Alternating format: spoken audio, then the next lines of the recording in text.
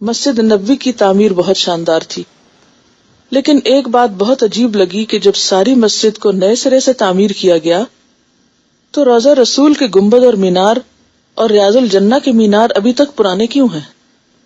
ان کو کیوں نہیں گرا کے دوبارہ تعمیر کیا گیا؟ جب ساری مسجد نئی بنی تو یہاں بھی نئی کوئی چیز ہونی چاہیے تھی۔ لکھتی ہیں کہ پچھلے سال میرے ہسبینڈ کی امریکہ میں ایک آرکیٹیکٹ انجینئر، ان کا نام جاوید قریشی ہے، ان سے ملاقات ہوئی جنہوں نے 1964 میں امریکہ سے گریجویٹ کیا۔ 3 سال تک مدینہ میں مسجد نبوی کی تعمیر میں شامل رہے، تو یہ ان کی روایت ہے۔ انہوں نے بتایا کہ ہمارے تعمیری منصوبے میں روضہ رسول وغیرہ کی نئی تعمیر بھی شامل تھی، مگر جب ہم نے پرانی تعمیر کو گرانے کے لیے کرینز وہاں تک پہنچائیں تو وہ مسجد کے ان میناروں کو نہ گرا سکی، یعنی جو ریاض الجنہ اور روضہ کے اوپر تھے، یعنی کرینز نہ گرا سکی ان میناروں کو۔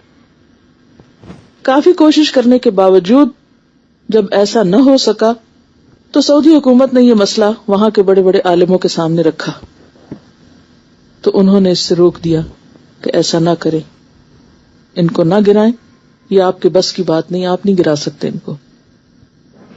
اس موقع پر میرے ہسبینڈ کو اطلس سیرت نبوی دی گئی تو تعمیر کا وہ واقعہ یاد آیا کہ کس طرح مسجد نبوی کے یہ مینار تعمیر ہوئے تھے اور یہ ایریا کیسے تعمیر ہوا تھا، تو سمجھ میں آئی کہ اصل چیز پیچھے کیا تھی، وہ خلوص اور محبت جس کے ساتھ یہ جگہ تعمیر ہوئی تھی۔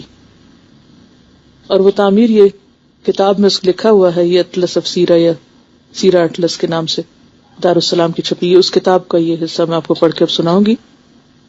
اس کا یہ پیج نمبر 162 ہے۔ اب ذرا سنیے قصہ کہ یہ مینار کب بنے تھے اور کیسے بنے تھے اور یہ ایریا کیسے تعمیر ہوا تھا۔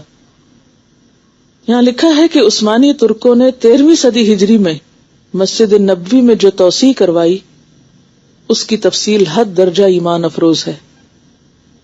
ترکوں نے جب اس کام کا ارادہ کر لیا تو انہوں نے اپنی وسیع و عریض سلطنت میں اعلان عام کیا کہ انہیں عمارت سازی سے متعلق مختلف علوم اور فنون کے ماہرین درکار، یعنی عمارت بنانے والے بہترین ماہرین درکار ہیں۔ اعلان کرنے کی دیر تھی کہ سنگ تراش، معمار، نقشہ نویس، خطاط، رنگ ساز، شیشہ گر، پچی کاری کے ماہر، غرض کے ہر علم اور ہر ہنر کے مانے ہوئے لوگوں نے اپنی خدمات پیش کی۔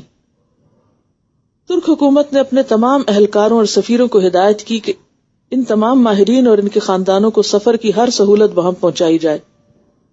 پھر قسطنطنیہ کے باہر ایک شہر بسایا گیا جس میں اطراف عالم سے آنے والے ان قافلوں کو اتار کر ہر شعبے کے ماہرین کو الگ الگ محلوں میں بسایا گیا۔ اس سارے عمل میں کئی سال لگے، یعنی شہر بسانے میں۔ اس کے بعد عقیدت اور حیرت کا ایک نیا باب شروع ہوا۔ خلیفہ وقت جو اس وقت کی معلوم دنیا کے سب سے بڑا فرما روا تھا، خود نئے بسائے گئے شہر میں آیا اور ہر شعبے کے ماہر کو تاکید کی کہ اپنے ذہین ترین بچے کو اپنا فن سکھاؤ اور اس طرح سکھاؤ کہ اس فن میں اسے یکتا و بے مثال کر دو۔ اس اسنا میں ترک حکومت اس بچے کو قرآن حفظ کرائے گی اور شہ سوار بنائے گی۔ دنیا کی تاریخ کا یہ عجیب و غریب منصوبہ کئی سال جاری رہا۔ 25 سال بعد، یعنی ربع صدی گزرنے کے بعد، نوجوانوں کی ایسی جماعت تیار ہوئی جو نہ صرف اپنے اپنے شعبے میں یکتائے روزگار تھے، بلکہ ہر شخص حافظ قرآن، باعمل مسلمان اور صحت اور تندرستی کا پیکر تھا، گھڑ سواری کرا کے۔ یہ تعداد میں 500 کے لگ بھگ تھے۔ یہ لوگ چن کے نکلے اس میں سے۔ اس دوران میں ترکوں نے پتھروں کی نئی کانیں دریافت کی، نئے جنگلوں سے لکڑیاں کاٹی گئیں، تختے حاصل کیے گئے، شیشے کا سامان بہم پہنچایا گیا۔ یہ سارا سامان نبی صلی اللہ علیہ وسلم کے شہر پہنچا تو ادب کا یہ عالم تھا کہ اسے رکھنے کے لیے مدینہ النبی سے کئی میل دور ایک الگ بستی بنائی گئی تاکہ پتھر کٹے تو شور سے مدینہ کا ماحول متاثر نہ ہو۔ احتیاط کا یہ عالم تھا کہ کٹا یا ترشا ہوا پتھر مسجد نبوی پہنچتا اور اس میں کسی ترمیم اور تخفیف کی ضرورت پڑتی تو ٹھیک کرنے کے لیے اسی بستی میں واپس لے جایا جاتا. اور جب ماہرین نے کام شروع کیا تو انہیں حکم یہ تھا کہ ہر شخص کام کے دوران باوضو رہے، مسلسل تلاوت قرآن کرتا رہے. تعمیر نو اور توسیع کا کام 15 سال جاری رہا. ایک حصے کو منہدم کر کے اسے بنا لیتے تو اس کے بعد ہی دوسرے حصے کی تعمیر شروع کرتے تاکہ نماز باجماعت میں رکاوٹ نہ ہو. ریاض الجنہ کی تعمیر کے دوران میں چھت اور زمین کے درمیان ستونوں کے اوپر لکڑی کے تختے لگا دیے تاکہ چھت جب گرے تو اوپر سے مٹی نہ گرے، یعنی نیچے نہ آئے.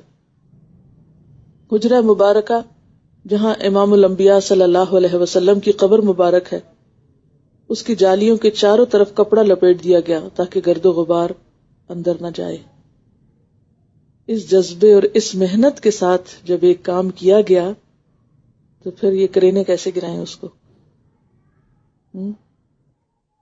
تو آپ میں سے بھی جو لوگ گئے ہوں گے انہوں نے دیکھا ہوگا کہ ساری مسجد بالکل نئے سٹائل پر ہے، لیکن وہ ایریا ویسا ہی ہے جیسا اس وقت بنا، ترکوں کے دور میں بنا، 13ویں صدی میں بنا.